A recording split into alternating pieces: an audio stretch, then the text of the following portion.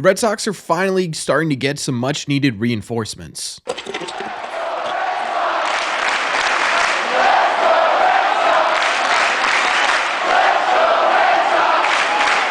What is going on, everybody? Welcome back to Red Seat Radio. My name is Corbin. It's really felt like since the beginning of the year, we haven't been able to talk about too many reinforcements coming back from the Red Sox because it's felt like everyone's just cycling through the IL, right? The second someone came back, immediately it felt like someone else was going on there. Well, today, we finally get some of those much-needed reinforcements because last night, it was announced that the Red Sox are going to be making 2 roster moves today to get back some players onto this team that I think will be hugely important to the Red Sox success this season. So what we are going to do in today's video is we're going to break these down. We're going to talk about the roster moves that were made last night, who's coming back, who's going out, and ultimately why it's so important to the Boston Red Sox. But before we get into that, do me a favor, make sure you guys have hit that subscribe button if you haven't already. If you're new here, we talk Red Sox content almost every single day. Also, make sure you guys have hit the like button on this video as well. Just helps these videos out a ton, and it would mean a lot to me. Also, just a heads up, we are going to be live tonight on this channel talking about the Sox moves lately, talking about all the latest injuries, all the latest good stuff with that, as well as watching the Boston Red Sox take on the Atlanta Braves. That will be tonight starting at 7 p.m. Eastern time on this channel. Trust me, you don't want to miss these. Again, 7 p.m. on this channel. Thank you all very much for clicking on this one. Let's get into it. Okay, so like I said, 2 roster moves are going to be taking place today. They were leaked last night as to what was going to happen, and we're going to start with the lesser of the 2 moves, at least when it comes to overall impact on the Boston Red Sox, and that is that the Red Sox are going to be activating Romy Gonzalez from the 10-day IL. Honestly, I kind of forgot about Romy. He had only played 2 games for the Red Sox this year, back at the beginning of April, and then pretty immediately hurt his wrist. He was part of that curse that the Red Sox have been dealing with, where every new person that comes to the Boston Red Sox ends up with some sort of injury, but he is back and fully healthy after a few weeks on the IL. Obviously, he really didn't do much for the big league team this year, having only played 2 games, but he has been tearing it up in his rehab stint. A 364 average, a 417 on base percentage, and a 364 slug, good for a 114 WRC plus in his time in AAA, making his way back to the team. Now, in order to get Romy Gonzalez onto the Boston Red Sox, the Red Sox decided to DFA newly acquired in a trade with the Mets, Zack, which honestly to me makes a lot of sense. I think the goal with Short was to just get someone in here that could be less of a liability defensively than Pablo Reyes had been so far this year. He was certainly fine defensively. The problem was he couldn't hit a thing. 7 at-bats, no hits, and 4 strikeouts. Not exactly fantastic, especially when the bottom of your order has been struggling so far. I'm actually kind of pumped to get Romy Gonzalez back on the Boston Red Sox. Not because I think he could be a key contributor to the team, but because I think it raises the floor of what the Red Sox could look like a little bit. Romy can play defense everywhere Short can at basically the same level, maybe slightly below, but still pretty adequately to be a backup utility guy, and should be able to give you at least something more offensively than what Short was bringing to the table. I still don't think what Romy Gonzalez can bring to the Boston Red Sox offensively is really anything earth-shattering. He has not historically throughout his career been a very good hitter at the major league level. It's an OPS plus well below 100. Not as bad as Zack Short's has been, but simply not great either. However, what I will say is that he has been tearing it up in AAA this year, both before he got called up at the beginning of the season and during his rehab stint. When he first got called up, we talked about the Red Sox possibly capturing lightning in a bottle there with how good he had been at the AAA level. Maybe this is sort of a similar thing at the major league level. Now that he's coming back after his rehab stint, maybe this is something the Red Sox can capitalize on while he's doing well. And again, I still think it's really important to get that backup at third base, shortstop, second base, and in the outfield as well. He's sort of a jack of all trades. And again, does this raise the Red Sox ceiling? Does this make them a playoff contender just strictly getting Romy Gonzalez back? No, absolutely not. But I do think it's going to help them win more games than it's going to lose, just because it's helping raise that floor that the Red Sox currently have. I do feel bad for Zack Short, though. The dude was here for what, 7 games, and now he's DFA'd. Maybe he gets picked up by another team. Maybe he stays in the Red Sox system somehow, making his way through waivers. We'll see what that ends up looking like.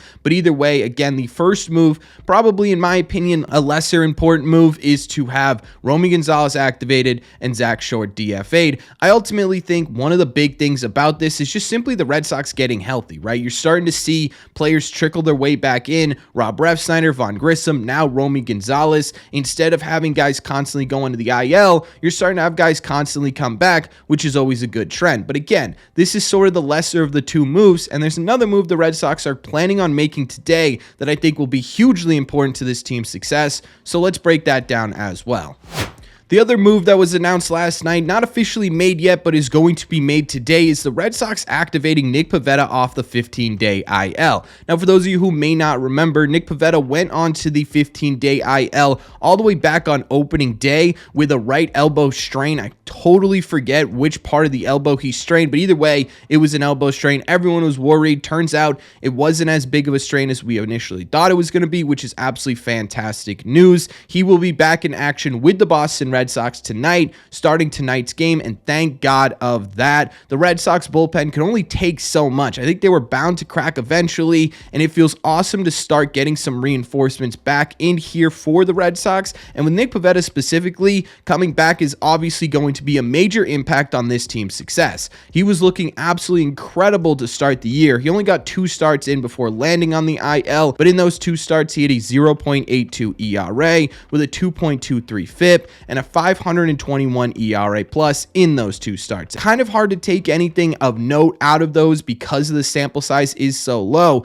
but there were some really encouraging signs about who Nick Pivetta could be this year for this team. He was walking a career low 2.4% of batters in those 2 starts and striking out about the same amount of players that he was last year, around 31.7%, so almost 1 every 3 batters he was facing, he was striking out. There were some really great signs that Nick Pivetta could really transform into a mid-rotation starter for the Boston Red Sox until he went down onto the IL. So getting that type of potential back onto this team, especially when you only had basically Cutter, Houck, and Cooper Criswell coming out of nowhere in this rotation, getting that back is going to be absolutely fantastic. But honestly, even more important than just statistics alone for the Red Sox is getting a ton of innings back here. The Red Sox have been scrapping together innings with a mismatch of bullpen arms basically twice every 5 days for the last 2 weeks or so, and getting a guy like Pivetta back into this rotation will do wonders to help with that. Even at his worst, Nick Pivetta was a workhorse for this team,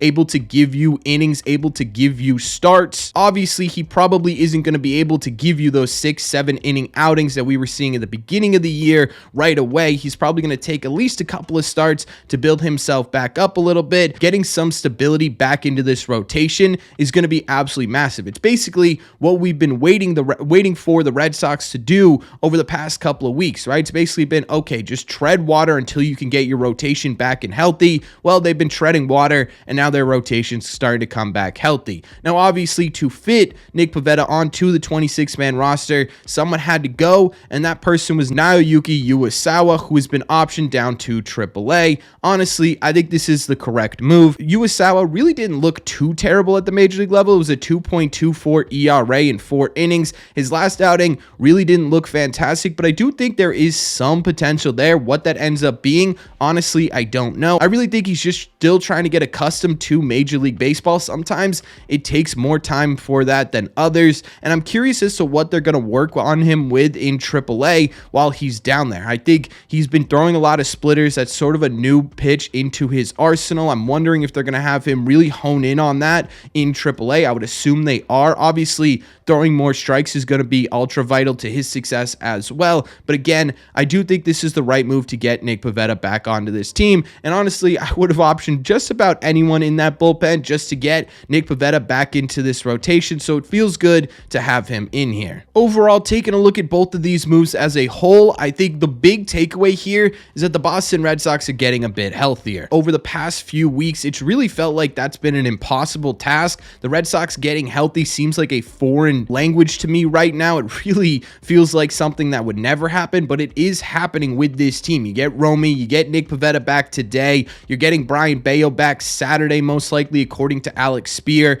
Garrett Whitlock, not too far behind him. He should be within the next couple of weeks as well. And you're starting to see this team slowly come back together and be what it was supposed to be going into the year, which is absolutely fantastic in my opinion. And there's always good news to take out of that. Guys getting healthy is always a positive. For Nick Pivetta specifically, I just want to go back to that for a second. This is going to be a pretty important game for him tonight. For those of you who remember last year, this Atlanta start for Nick Pivetta was sort of the nail in the coffin for him going to the bullpen. This is sort of redemption arc Nick Pivetta type stuff tonight. He's also going up against Chris Sale, the former Red Sox ace. There's going to be a lot of emotion here, and I hope Nick Pivetta can rise to the challenge. But again, overall, really happy with these moves. I think it just feels good to get the Red Sox back and healthy and going again. So until we meet again at 7 p.m. tonight for the live stream, let me know in the comment section down below, what do you think of these moves? What do you think of Pivetta and Romy coming back? What do you think of the people that were optioned? Do you like it? Do you not like it? And how do you think this is going to impact the Boston Red Sox?